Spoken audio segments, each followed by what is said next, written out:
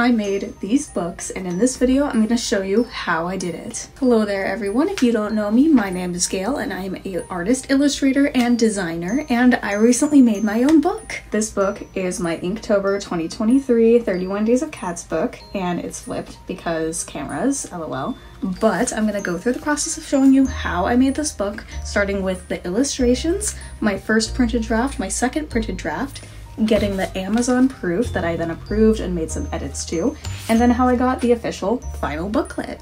My hope is this video can walk you through the process of starting to make your own little zines and booklets that you can produce at home, or if you want to, start producing them yourself, like I am through Amazon. Quick disclaimer, I am by no means an expert in booklet design. I am by no means an expert publisher. I have only done this once. This is my first time making a zine or a booklet, so I'm not an expert or anything. This is just my experience that I hope can help you. So we're going to split this video into a few sections. We're going to start off with the original illustrations, then we're going to talk about setting up an InDesign file and how I set up mine to print. We'll talk about my very first paper draft, my second paper draft, the proof, and then the changes I made to bring us to this version, the final version. My hope is that this should be easy to follow along with and show you guys how to set up stuff for you to print at home, which is something I had to figure out mostly myself because I couldn't find a lot of info about that online. So the first thing that we're going to do is we're going to take a look at all of the illustrations that eventually became a part of this whole booklet. So obviously the first thing you need if you're going to be making an art book is to have illustrations and art to go inside of the book. Now for me, with my Inktober collection, not all of these are portraits, some of these are landscapes. In fact, a good amount of my illustrations for Inktober 2023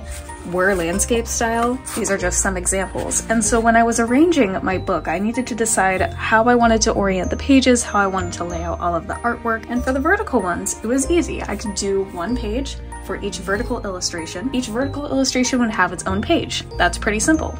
However, when it came to these ones, it was a lot more difficult. I wanted the alignment to look the same. However, I knew if I did just one page for each of these landscape illustrations, things would either get cut off or they would look really tiny in comparison to the vertical illustrations. So what I eventually decided to do is I decided to have each landscape illustration would take up an entire spread, an entire 2 pages of my book. So if you are doing an art book like this that has a lot of vertical and horizontal illustrations, you're definitely going to want to consider how you're arranging your booklet and how many pages you're going to want based off of how you want your images to be displayed. So I decided to blow these images up a bit and have them take up the entire 2-page spread rather than just one, so that way everyone could still see all the cute details in all of these illustrations. One thing I also did was all the illustrations that don't have backgrounds, I just left white.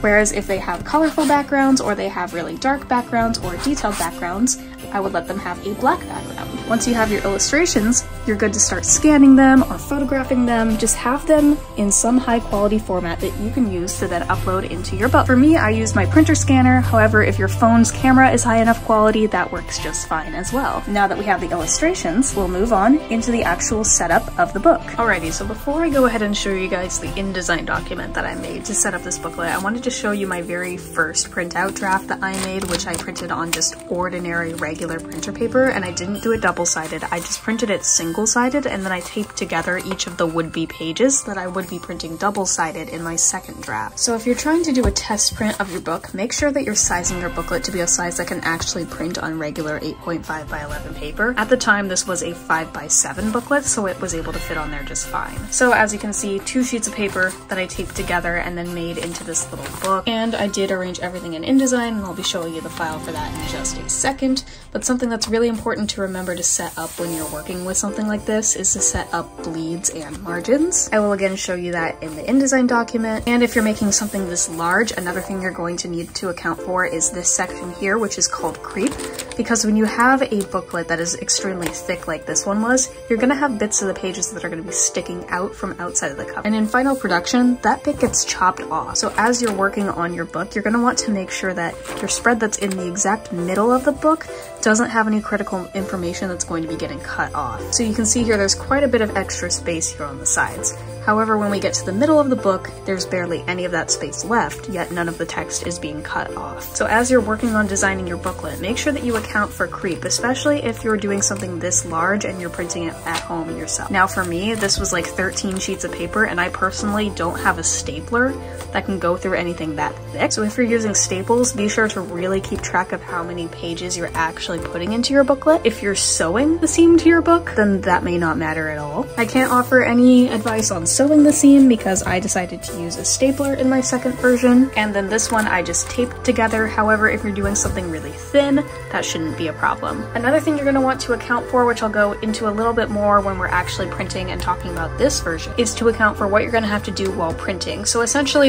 if you're going to be double-sided printing a little zine or booklet yourself, you're going to want to make sure that your page number, your total final page number, including the front cover and back cover, is a number that will be divisible by 4, because essentially you're printing 4 pages per sheet. So you're going to want to make sure that you have enough content to be able to fill up a number of pages that is divisible by 4, so that way you don't have any extra blank spaces or pages within your document. And again, this was just my first draft. It's not meant to look perfect. It was just to get an idea of what the pages would look like. It allowed me to think about assembling the book and how everything was going to look with the seam taken into account, and I'll show you the file for that again in just a minute. But it's definitely good to do a whole bunch of test prints before you make anything official. So this let me get an idea of what the artwork was going to look like, how the text was looking. It let me check for typos. It's a very important step of the process that you definitely should not skip, and there's a lot that you can learn from this step. So now that you've seen what I printed, I'll show you the InDesign document that I made for this version of the booklet. Alright, so here I have in front of me the PDF of the very first version of the zine that I printed back when it was a 5x7. This is the exact same one that I printed on just the regular printer paper, and then I went on to print on my mixed media paper. And then this part of the back cover is here because I forgot to remove it when I had reached this stage, because originally this had been the back cover, and as I said before,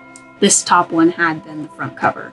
I just changed it once I started making it through Amazon. Unfortunately, I saved over the original InDesign file, however, we're going to use the one that I still have as our example. Here you can see what the original document looked like as a PDF after it was exported, and I exported it as singular pages because as I was printing manually, I needed to be able to align stuff in an order that was actually suitable for printing and physical assembly myself. And that meant that I had to arrange everything in a very special way in Photoshop to make everything print, which I can show you in just a moment. I was working with a custom size, so I had to manually do a double-side print. My printer is incapable of doing custom double-sided prints, and a 5x7 is apparently not a standard booklet size. So another tip when you're making your books, try to follow standard book sizes. I did end up resizing this to a 5x8, so that is one change I made once I started looking into having this published through Amazon instead of making it myself. However, since it was a custom size, I did have to double-side print it myself, and then for the actual physical version that I made on mixed media paper, I actually custom cut down the paper and then double-side printed it from there. I know this all sounds extremely complicated, but I'll break it down in just a moment. So you can see here each individual page was exported, even if it was a landscape design that took up the entire 2 pages.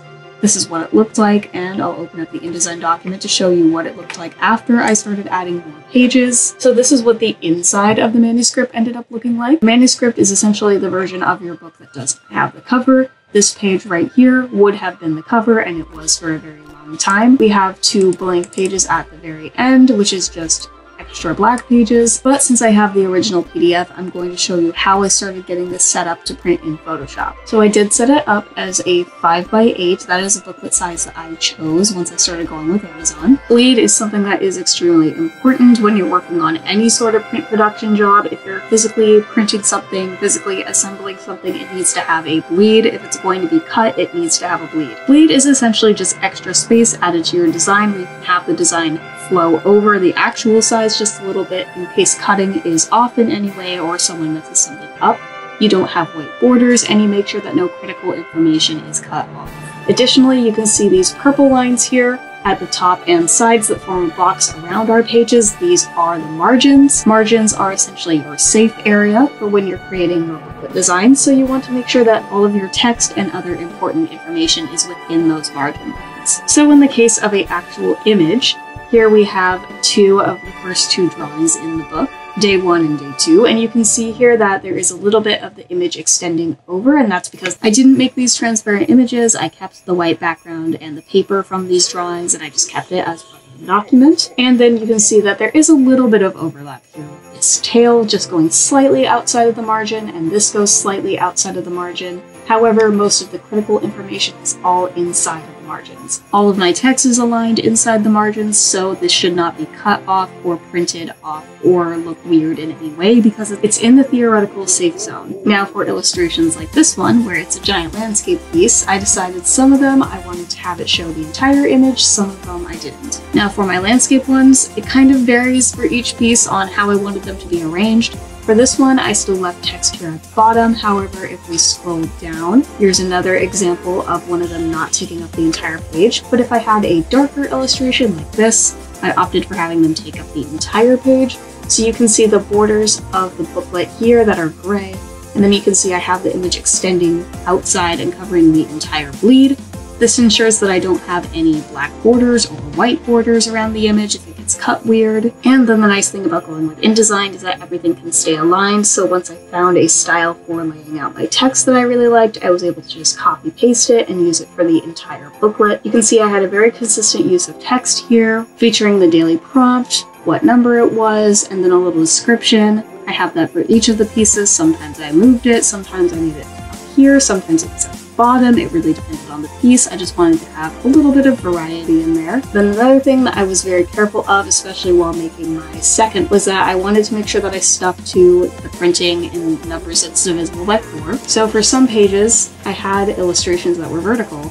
However, if I kept them and the text on just one page, that made the total page number into something that wasn't divisible by 4. So in that case, in order to reach a number that was divisible by 4, I opted to add the text onto a second page and just break up the text and the image, make the image a little bit bigger, and highlight the text a little bit more on its own page. I think this really helped the book not feel too repetitive, but still have a lot of visual interest and still let me describe each illustration just a little bit. So there's not too much variety in the text, but there's just enough to still keep you interested. And then of course in InDesign, if you're setting up a file like this, you want to make sure that you have facing pages turned on as you're creating your documents. Otherwise, everything is just going to be set up as one individual sheet or page, and you're not going to have anything that looks like this.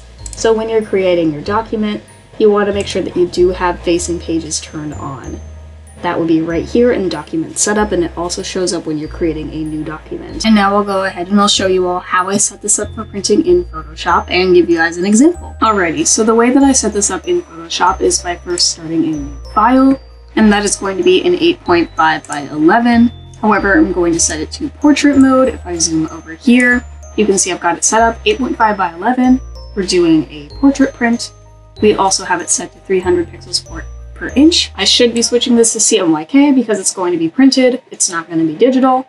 And then we're going to create the document. Now again, if you're not interested in making a physical print yourself and just setting it up through Amazon, you don't have to do any of this. However, as I'm assuming most of you are watching this video for, if you're interested in assembling a physical zine yourself and printing it yourself, you're going to need to know how to do this. First thing you need to do is make sure that you have your document exported as a PDF, which I have done. So what we're going to do is we're going to find it. Here's the PDF.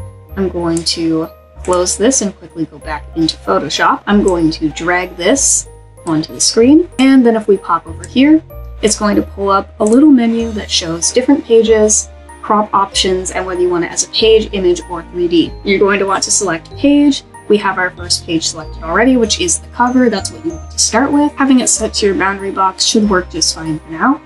So you're going to click OK, and that's going to pop in here. You're going to see that this shows up perfectly centered. Now what I'm going to do is I'm going to select this.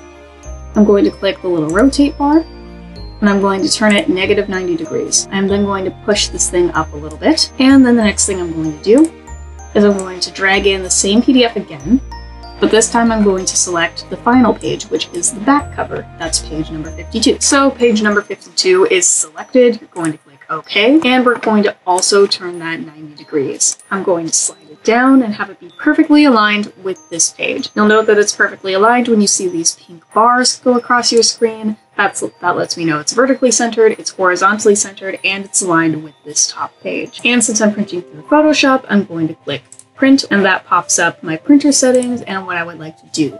The last thing I did was a sticker print, however, it looks like I reset my print settings. However, for this I'm just going to do a standard print, so I want to make sure that plain paper is selected, it's going to be in color, and I'm going to just do standard. And so then everything should be okay, and you're going to click print, and your printer should print right for you. So now we're going to switch back and I'll show you guys what we're going to do to get a custom double-sided print. Alrighty, so here's my computer screen. I'm ready to send this to print. I'm going to click print, and it should print pretty quickly since it's just standard paper and it's just a standard quality print.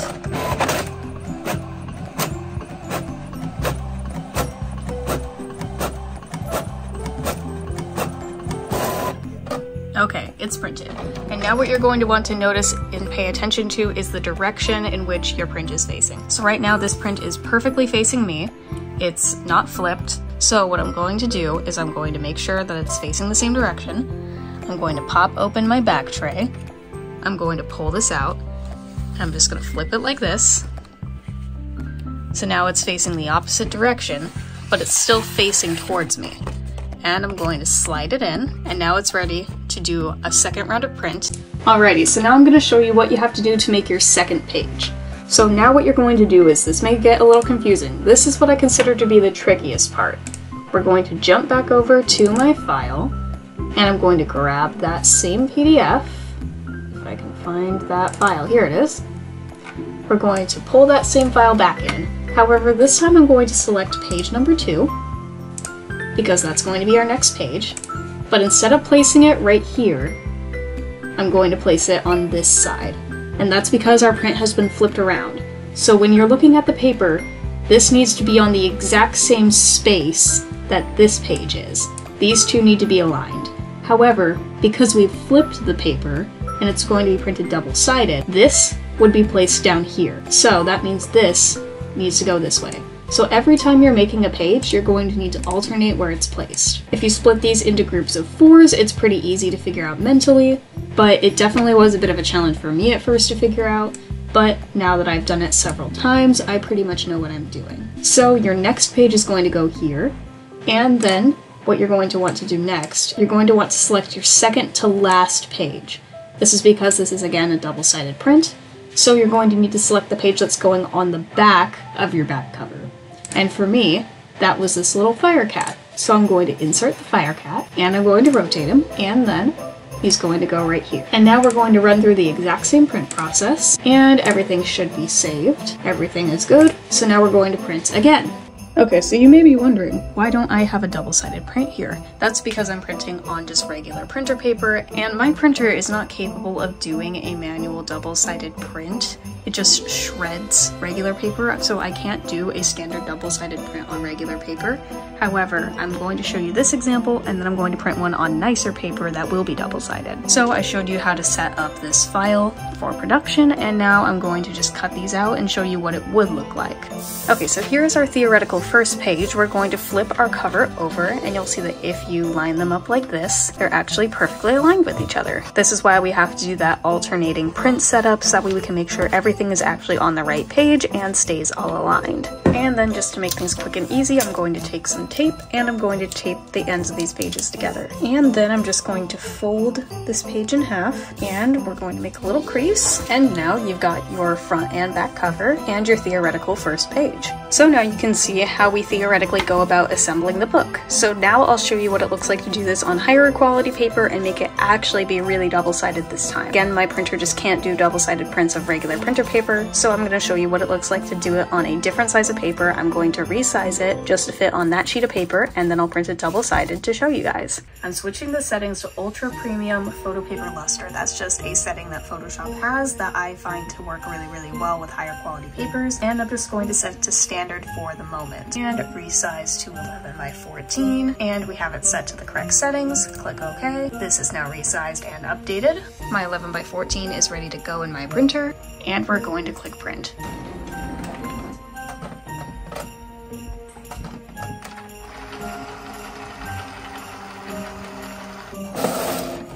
Okay, here is our test print on better paper, and now we're going to try to print it double-sided. So we're going to go through that same method again of just flipping it up and around. Don't do any weird rotating, just flip it like this and stick it back into your printer.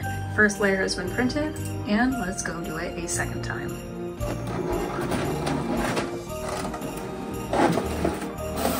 Okay, here we go.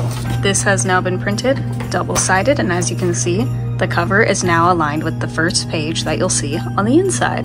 Okay, here is the cover and first page all printed out and double-sided, and as always, you could just fill this up with filler pages like I eventually did with the real version of the book once they actually set it up for production. And now we have the exact same thing, but truly printed double-sided this time on your high-quality paper, and when you open it up, you can see the art on the inside.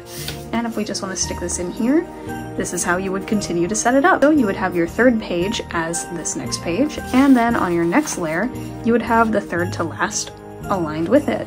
And so on and so forth until you reach the very middle of your document. And then of course, if you're printing something thin enough, you can just staple through the sides yourself. I eventually had to use a staple gun on this version, and this brings us into the version that I made myself, using the exact same method that I just showed you with the double-sided printing. And this is what that ended up looking like. I used a staple gun, but I do not recommend doing that because staple guns are dangerous. So don't go with that unless your book is actually thick enough to do it. This was just as an example. So you can see that I went through and did double-side prints for the entire booklet, including all of the large landscape spreads. And because I was printing on high quality paper the entire time, it was too thick to just staple through, which is why I had to use the staple gun. Again, do not recommend. So if you're doing something as thick as this and as long as this is where you want to switch over to using a publisher, which is what I decided to do and why I switched to Amazon. However, if yours is shorter, this is an easy method for you to just make your own zines. This has 13 spreads total, so 13 pages that I printed and then cut out myself, which are double-sided. And that's 13 pages of really thick paper. I'd say that I could probably staple through maybe half of that. This is high-quality Canson mixed media paper that I was using for this. Again, I could probably staple through maybe half of what I used for this project. So I recommend this method if you're wanting to just make a little draft, just see how it looks, decide if you want to make any changes or edits, then use this paper if you want to make something real. And so now that means we're going to shift into setting up for Amazon production. So if you're here just to figure out how to make a zine yourself, you can feel free to leave or you can keep watching if you want to.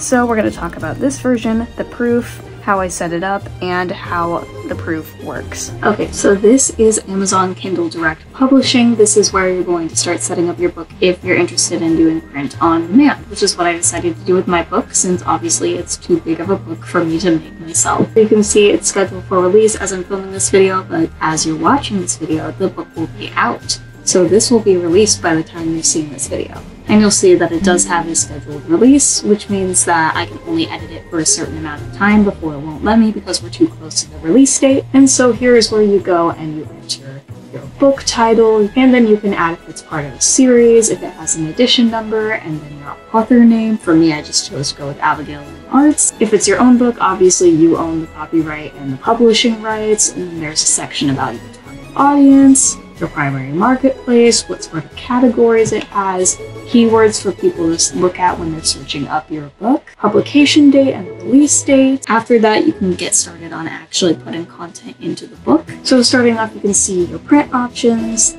There's a premium color interior with white paper and a bunch of other options. This is the one I chose since I do have colored illustrations in the book. This is where you choose your sizes.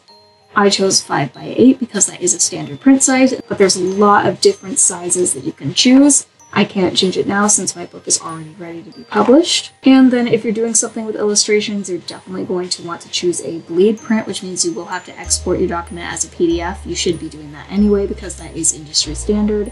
And then I really like my books to have a matte touch to them. I'm not a huge fan of gloss, so my book is more matte. A manuscript is essentially everything in your book that doesn't include the front and back cover. You're still going to want to make this a number that's divisible by 4, or else your orientation of pages is going to be very, very weird. For me, I just inserted some extra blank pages that have nothing on them. They're just a solid black, and that let me still have plenty of space. I added a copyright page and an about the author page, and then we get into the book cover section. They ask that you submit a different separate file specifically for your cover and back cover. And if you're wondering, well, how do I size that? They do have a free-to-use template and calculator for you to determine the correct spine size for your booklet. So you can say, oh, it's this many pages and it's this size, and you literally just type those numbers into their generator and they do it for you. They help you get those exact dimensions. They can also give you a free ISBN number, which is something that they use when publishing and distributing the book, And they can also generate a barcode for you if you don't have one yourself. And then once you've actually uploaded all of your files into here, you can look at a preview of the book just to make sure that everything is oriented correctly. And I don't really want to go into right here just yet, because I've already set up my book to be published, but essentially that's just where you look and see everything's fine. You make sure that there's no trim marks, you make sure your pages aren't getting cut off, everything is still looking good and within the margins. And then it just talks about paperback rights and pricing, and this is where you talk about, okay, this is how much I want to charge for the book, and then you see how much you're actually going to make from the book. And because it's print on demand, you're not going to be getting a lot from these books. However, that's fine by me. KDP itself is entirely free, so the fact that this is free and that I can just publish books print on demand through here is good enough for me. You may charge higher, that's totally up to you and what the content of your book is. The really cool thing about KDP is that they do allow you to buy your own artist copies of the book at your print cost. So for me, the print cost is $4.64. I can buy as many copies as I want of my books at this cost per book, and then I can sell them in person, which is what I plan to do for a lot of things. And then once you've actually uploaded everything and get it submitted for review, you can ask for a proof, which is what I've shown you before. It's just something you own to make sure that everything in the book looks correct before it's actually fully published. And again, they have everything here completely for free. They have tons and tons of information about how to do these things, where to find the generators and the templates. It is so intuitive and literally so user-friendly. The only thing that's complicated is getting your tax information and everything in there just so they can figure out how to pay you when you do make sales. That can be a little bit nitty-gritty, but it is something that you are going to have to do, and you can set that up within your own account settings up here. I'm not going to go into that because that will reveal a lot of my own personal and private information for myself and my business, but just know that is something you will have to do in order to publish through here. Okay, so here is the original proof version of the book that I ordered from Amazon, and again, this is a version of the book that's not for resale. It literally just exists for me to make sure everything looks okay before I go ahead and approve the book. So it does have a label saying not for resale, and then I can just take a quick look at the inside to see how everything is aligned. You can see there's a little bit of a white cut line here, and there's a little bit of a white cut line here. I did approve this particular version of the book, however, as Amazon was approving it, they sent me a little email that said, hey, we noticed that you have some white spots on your version of the booklet, resize it to this exact sizing. They gave me the exact dimensions, the exact correct sizing, and then it should look fine during printing so you don't have any of those white marks, which was literally perfect. So I just resized the booklet to meet their specifications, and then it ended up looking perfect. But you can see they did notice that there were the little white sections here because the print was just getting cut off. It didn't cover the bleed entirely, and they wanted to make sure that that didn't happen. You can see that the size of the white mark varies depending on what page we're looking at. It depends on what section of the book we're looking at. It's definitely thickest over on these two spreads, and you can see it just slightly in this spread down here at the bottom. Once I had made all those changes and the book had been approved, I then ordered the artist copies, which is what we have here before us. These are the real copies that I'm allowed to resell, and you can see that absolutely nothing is chopped off now. Everything looks totally aligned, everything is perfect, the artwork goes over the entirety of the page. You can see no more white lines, so that was fixed. And again, setting this up through KDP was very easy. Again, they have a calculator for you to determine your spine size, and it's very easy to set up an InDesign document for your front and back cover. And then as long as you upload a manuscript version of your booklet, you should be totally fine. So that was the whole process of how I went from making my original 2 physical zines to getting my book published through Amazon, looking at a proof, and then getting the real copies. What I really hope is that this video gave you a little bit of an idea of how to start making your own zines, whether you're doing something simple like this or something a little bit more robust, or if you need to upgrade to doing something print on demand like I decided to do. My hope is that this video was able to help you figure out things like setting up your InDesign file, figure out how to actually go about manufacturing something like this yourself and actually printing it, because that was the thing I struggled with. I couldn't find anything anywhere on how to set up a document for print. And in the end, making something like this, while time intensive, wasn't that technically difficult. It was really fun, and I loved the physical process of making this little thing. However, these are the final versions, and I'm very proud of these as well. These are far more professional, and they definitely suit my needs.